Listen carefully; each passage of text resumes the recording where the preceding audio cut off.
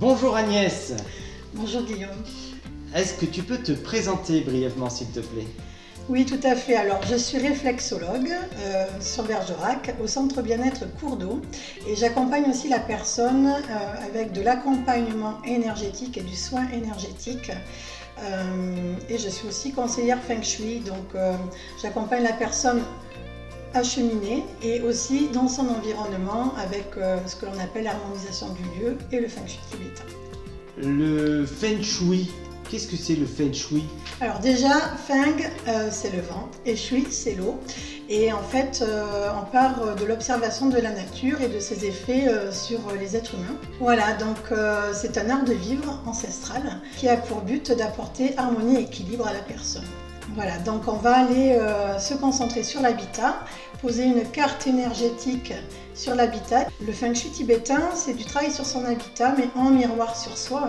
On dit que l'habitat nous représente et c'est un chemin qui mène vers notre âme. Donc on va travailler sur l'habitat pour travailler sur soi et avancer dans la vie en fluidité, aller vers ce à quoi on aspire.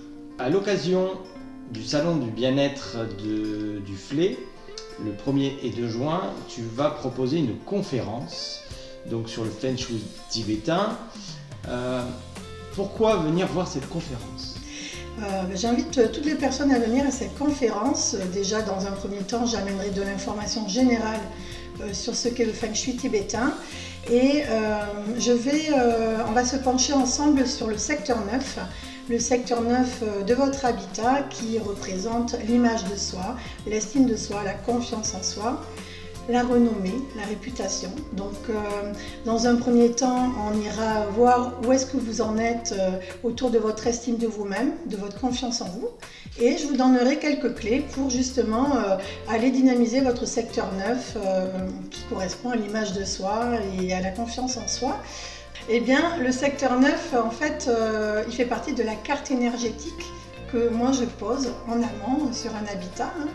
Et il y a 9 secteurs qui correspondent aux différents domaines de vie.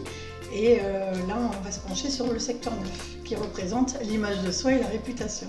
Les personnes repartiront, déjà elles sauront à peu près où est-ce qu'elles en sont de leur estime d'elles-mêmes et de leur confiance en elles. Et voilà, je partagerai des clés pour avancer sur cette thématique-là, en lien avec le Feng Shui tibétain, des outils que je vais apporter. Et bien sûr, on peut aller encore plus loin sur cette thématique-là. Alors, il faut savoir que dans le Feng Shui tibétain, on travaille beaucoup avec le pouvoir de l'intention. Donc, avec le Feng Shui tibétain, tout est possible. Pourquoi je viendrai voir cette conférence?